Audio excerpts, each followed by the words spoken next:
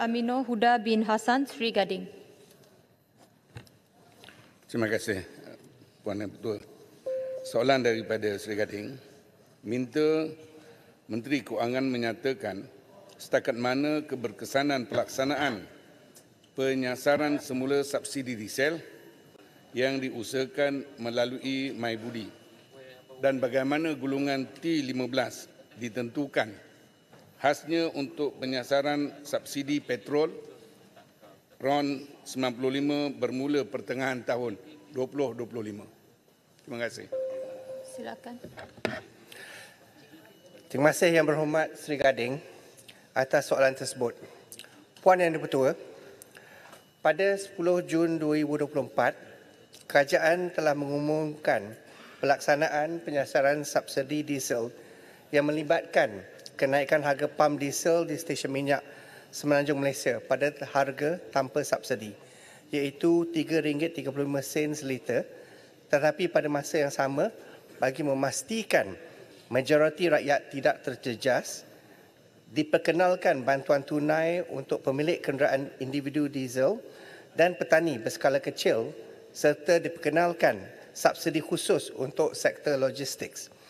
Subsidi sektor pengangkutan barangan darat melibatkan 23 jenis kenderaan diesel pengangkutan barangan darat di bawah Sistem Kawalan Diesel Bersubsidi SKDS 2 dengan menggunakan kaedah fleet cut. Sektor pengangkutan awam dan nelayan masih dikekalkan masing-masing pada kadar RM1.88 seliter dan RM1.65 seliter. Dan pengangkutan barangan darat kekal membeli diesel pada harga subsidi RM2.15 seliter, iaitu harga PAM sebelum 10 Jun. Bantuan tunai budi madani sebanyak RM200 sebulan atau RM2,400 setahun disediakan untuk golongan petani, pekebun kecil serta pemilik persediaan kenderaan diesel berdasarkan kelayakan yang ditetapkan. Untuk makluman Yang Berhormat, setakat 31 Oktober 2024, selebih 140,000 penerima budi individu dan 65,000 penerima budi agri-komoditi telah diluluskan dalam tempoh 5 bulan pelaksanaan sejak Jun 2024 dengan jumlah bayaran sebanyak 160 juta. Pelaksanaan penyasaran subsidi diesel menunjukkan penurunan mendadak dan dari segi penjualan diesel daripada stesen minyak, iaitu sekitar 25% atau hampir 7 juta liter sehari, mencerminkan pengurangan aktiviti penyeludupan. Manakala jualan diesel secara komersial pula menunjukkan peningkatan hampir 50% atau 4 juta liter sehari, menggambarkan setakat mana sektor industri berhenti membeli diesel bersubsidi daripada stesen minyak. Berdasarkan data awal, penyasaran subsidi diesel setakat ini telah menjana penjimatan sekitar RM600 juta sebulan. Pada masa yang sama, kadar inflasi kekal pada tahap terkawal dan baru-baru ini menunjukkan penurunan dengan kenaikan CPI 2% pada Julai 2024, 1.9% Ogos 2024 dan 1.8% September 2024.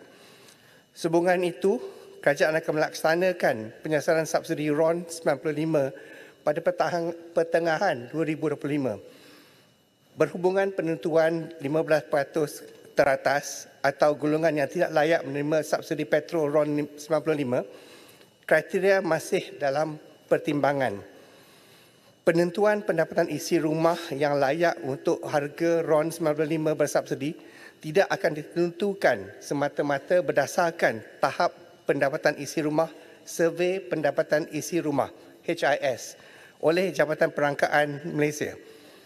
Kerajaan masih meneliti pendekatan yang digunakan bagi menentukan kumpulan T15 bagi penyasaran subsidi RON 95 dan tidak akan terikat secara terus dengan definisi HIS.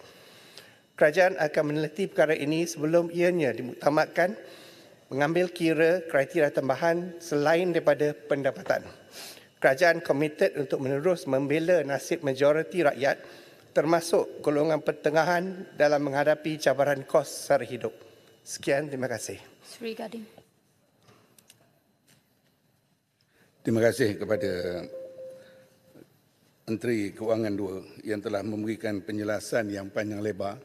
Saya rasa nak catat pun tak sempat dengan angka-angka yang sangat menarik, dan saya yakin dan percaya usaha yang telah dilaksanakan oleh kerajaan dapat memberikan satu kesan yang baik dari segi penyelundupan dan juga Soalan. penjimatan. Soalan saya seterusnya, apakah mekanisme kerajaan menangani masalah ketirisan subsidi kepada bukan warga negara dan juga golongan T15. Dalam masa yang sama memastikan harga subsidi dapat dinikmati oleh golongan 85% rakyat yang dikatakan B40. Bagaimana sedia kita maklum bahawa ramai di kalangan ahli parlimen sendiri pun rasa bimbang dengan cadangan yang dibuat ini. Jadi bagaimanakah pelaksanaan penyasaran subsidi RON 95 dapat dilaksanakan seperti juga penyasaran diesel tadi. Terima kasih. Terima kasih Yang Berhormat Sri Gading atas soalan yang tersebut. Puan Yang di-Pertua, penyasaran subsidi RON 95 selaras dengan elektrik dan diesel akan melibatkan harga berperingkat. Untuk penyasaran subsidi elektrik, pengguna elektrik dengan tahap penggunaan lebih tinggi dikenakan tarif elektrik yang lebih tinggi. Bagi penyasaran subsidi diesel pula, harga di pam stesen minyak ditetapkan pada harga tanpa subsidi, iaitu pada masa ini RM2.95 seliter, tetapi kenderaan sektor logistik yang layak menggunakan fleet card dapat terus membeli diesel pada harga subsidi RM2.15 seliter. Penyasaran subsidi RON 95 perlu dilaksanakan disebabkan perbezaan harga yang besar yang menyebabkan ketirisan dalam subsidi petrol dan ia telah digunakan oleh kumpulan yang tidak sepatutnya. Berdasarkan dasar semasa, dianggarkan penggunaan petrol oleh segmen bukan warga negara, sektor komersial termasuk aktiviti penyelundupan mencecah 40% dari jumlah penggunaan. Memandangkan tahap subsidi RON 95 sekitar RM20 bilion setahun, jika ketirisan kepada bukan warga negara perniagaan dan kaya dapat ditangani, ia bakal menjana penjimatan sehingga RM8 bilion setahun. Peralihan daripada pemberian subsidi pukal dengan harga runcit bersubsidi kepada semua pengguna tanpa had kepada penyasaran subsidi memerlukan penentuan kaedah bantuan yang bersesuaian diguna pakai. Bagi penyasaran subsidi RON 95, kerajaan masih dalam proses memuktamadkan kriteria dan keperincian penyasaran subsidi supaya dapat memenuhi keperluan rakyat sama ada yang bermotosikal atau dengan kereta, yang di kawasan bandar dan luar bandar serta yang berniaga skala kecil. Mekanisme subsidi dijangka melibatkan penetapan harga pam stesen minyak mengikut harga pasaran sementara. Rakyat yang layak akan terus membeli RON 95 pada harga bersubsidi.